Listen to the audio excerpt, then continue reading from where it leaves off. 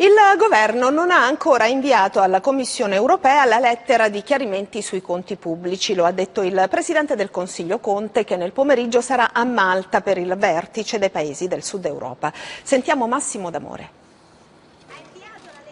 Non ancora, così Giuseppe Conte risponde alla domanda se sia già partita la lettera di chiarimenti indirizzata alla Commissione europea. Come gestire la partita con Bruxelles sui nostri conti pubblici è il primo punto nell'agenda del Presidente del Consiglio, che nel pomeriggio a Malta, al vertice dei paesi del Sud Europa, tenterà di ottenere il sostegno di altri leader dell'Unione, previsto un bilaterale con Macron.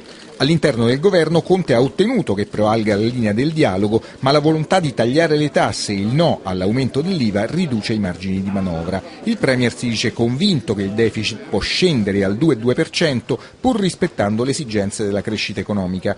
Per questo servirà attivare tutti gli strumenti possibili per convincere gli investitori internazionali a scommettere sul nostro Paese. L'approvazione ieri dello sblocca cantieri consentirà, dice Conte, di far ripartire le opere pubbliche e stamattina all'Università Roma 3 il Premier ha annunciato un riammodernamento del codice civile con questo obiettivo. Offrire anche agli investitori, agli operatori economici che saranno chiamati, ci auguriamo sempre più spesso a intervenire qui in Italia, il senso di una disciplina uniforme. Salvini